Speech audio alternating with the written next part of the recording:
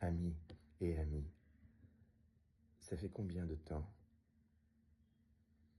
Ça fait combien de jours, combien de nuits que je vous le dis, que je vous annonce que le petit kéké, le petit quinquin républicain qui se prend pour Hitler et Napoléon réunis, a dans l'idée d'envoyer des légionnaires français se battre sur le front russe aux côtés de l'armée kievienne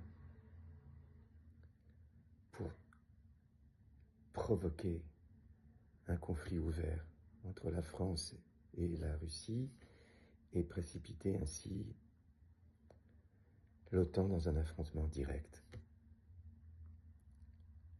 contre les Russes. Eh bien voilà. Voilà.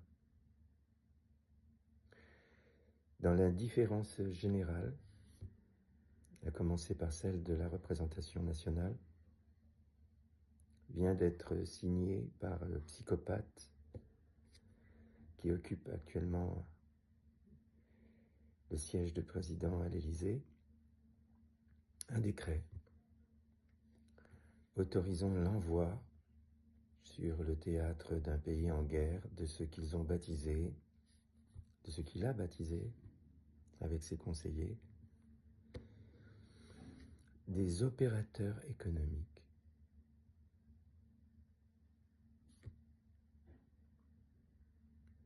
Ils ont changé le nom.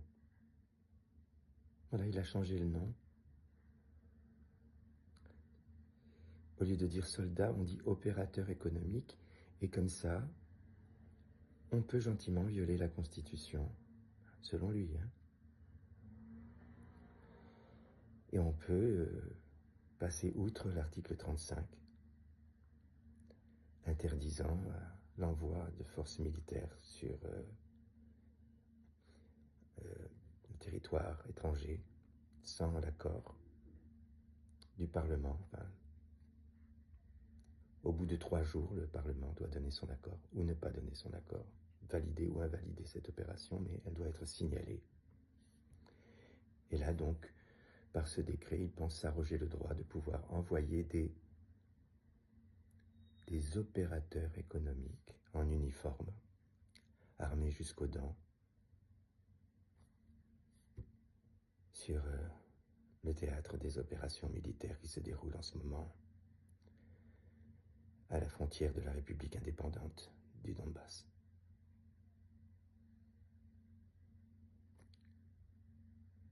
Et en hiver, en plus. Comme si les leçons de l'histoire ne suffisaient pas.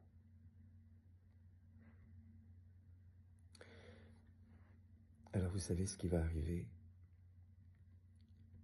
amis et amis, si on envoie un on. Si le démon qui gouverne la France envoie des légionnaires français, baptisés opérateurs économiques, se battre aux côtés de l'armée kievienne contre l'armée russe, eh bien, tous ces légionnaires, le fleuron de l'armée française, tous ces garçons vont se faire massacrer. Parce que même si ce sont de bons soldats, ils ne pourront rien contre la déferlante de l'armée russe qui, à l'heure actuelle, a libéré le Donbass. Puisque Pokrovsk est tombé,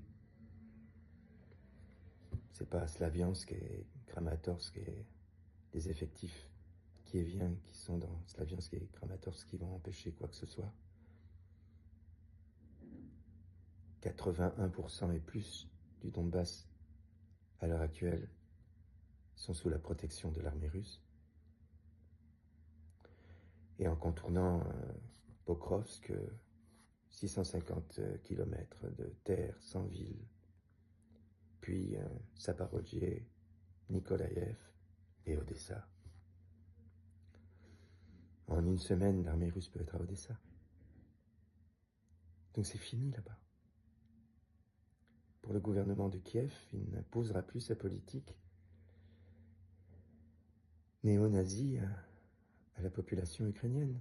Si l'Union européenne ne s'en mêle pas, si l'OTAN ne s'en mêle pas. Et c'est d'ailleurs ce qui aurait dû arriver dès le départ, si l'Union européenne et l'OTAN n'avaient pas empêché M. Zelensky de négocier avec M. Poutine la paix dans le Donbass. Sauf que là, maintenant, si l'irréparable est déclenché par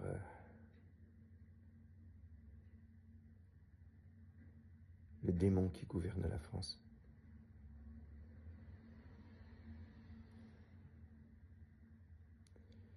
c'est la France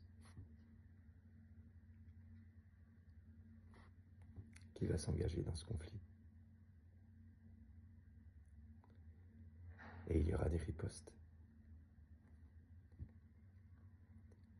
Jusque-là, la Russie a été patiente, malgré les agressions du gouvernement français, malgré les sanctions.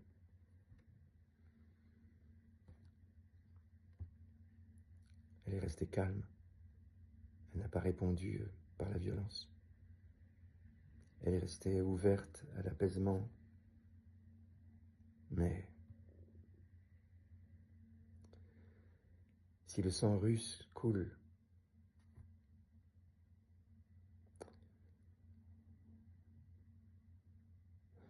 et que c'est la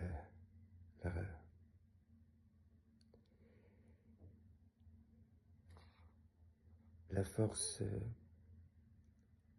militaire française qui le fait couler, il y aura des ripostes russes, légitimes d'ailleurs.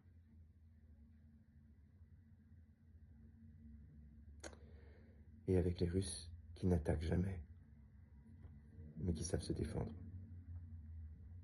Ce ne sera pas œil pour œil, dent pour dent, hein, mes amis. Ce sera pour un œil les deux yeux, pour une dent toute la mâchoire.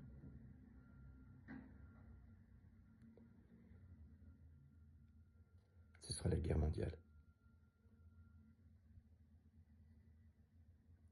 Et la pluie des missiles qui en découlera forcément.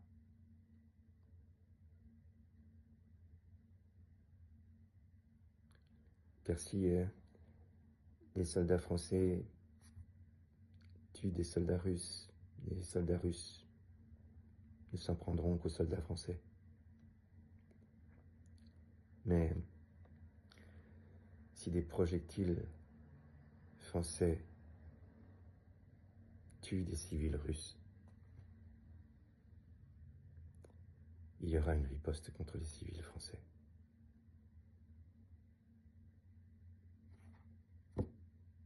Ça s'appelle la guerre.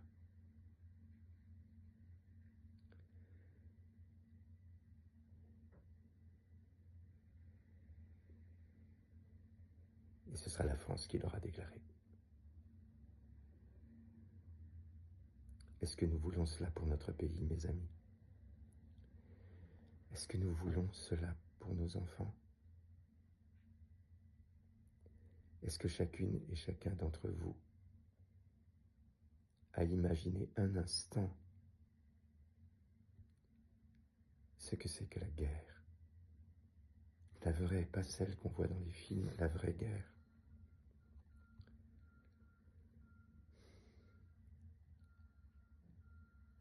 Je vois tout le monde complètement indifférent à ce qui se passe dans les rues, dans les restaurants, rire, insouciant, inconscient de ce qui se trame.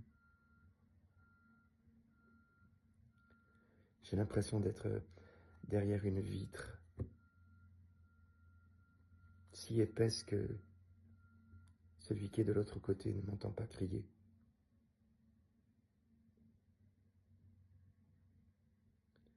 Je me fais décrier, mettre au banc de la société parce que j'essaie de vous prévenir, de vous avertir de ce qui se trame.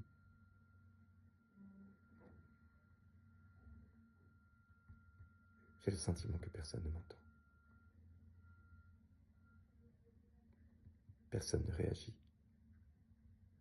Personne ne se lève.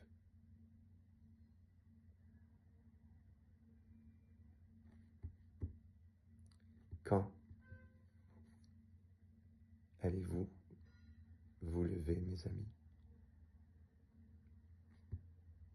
pour que tout ceci s'arrête.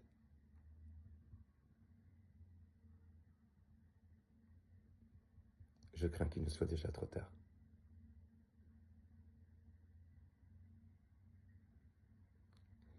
Je pense que c'est mon dernier message.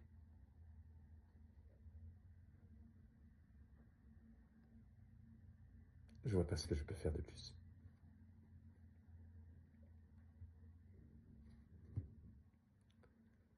Si vous voulez la guerre, vous aurez la guerre.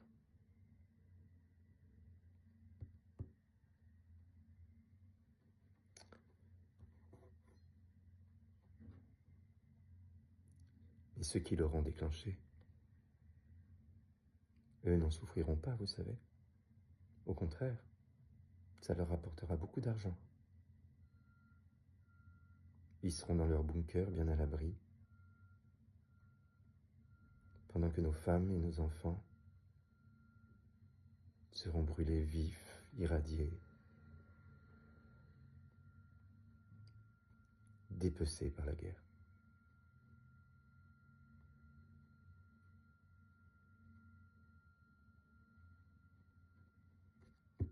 J'aurais fait ce que j'ai pu.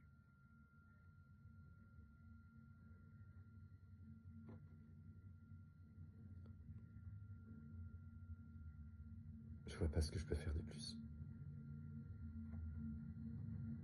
Je l'ai dit sur tous les tons. Je me suis mis personnellement en danger. J'ai écrit dans des livres.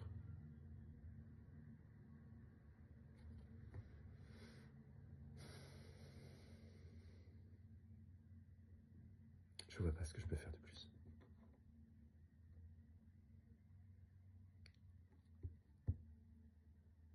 Je sais pas s'il y a encore des députés honnêtes à l'Assemblée nationale.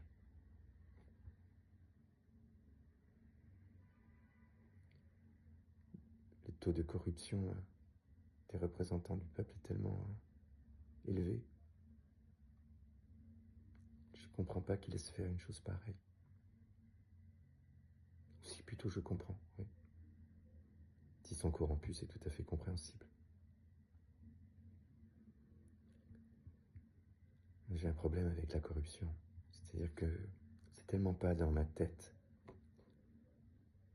Je suis tellement incorruptible que j'arrive pas à comprendre qu'on puisse l'être. Ce qui se passe dans la tête de quelqu'un qu'on peut corrompre. J'arrive pas à comprendre mécaniquement ce qui se passe dans la tête de quelqu'un qu'on peut corrompre. Et je comprends pas pourquoi c'est toujours ces gens-là qui se retrouvent au pouvoir et pas les gens honnêtes. Parce qu'il y a des gens honnêtes. Mais c'est jamais pour eux qu'on vote. Et les gens votent comme des petits chiens-chiens. Là où la propagande les a amenés à voter. On a lavé leur cerveau. Ils se pensent indépendants, ils se croient libres au moment où ils votent.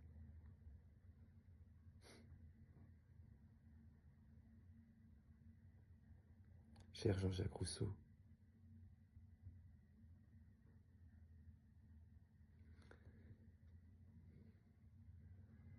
que ne t'a-t-on écouté? Que ne t'a-t-on lu?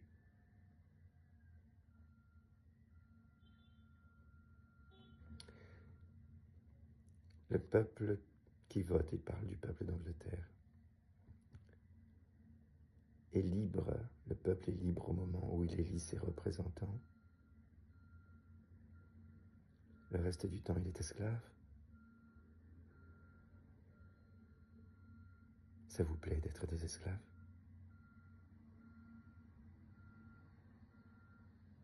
Ça vous plaît d'être gouverné par des démons?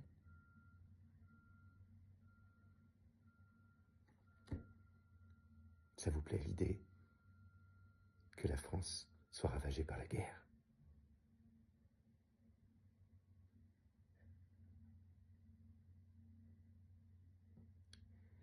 Réveillez-vous, mes amis, réveillez-vous. Ça y est, on y est. Ce psychopathe va envoyer des soldats. Et s'il envoie des soldats, ce sera la guerre. Pas chez les autres. Chez nous. J'ai fait ma part. Soyez de bons colibris. Faites la vôtre. Que Dieu vous garde.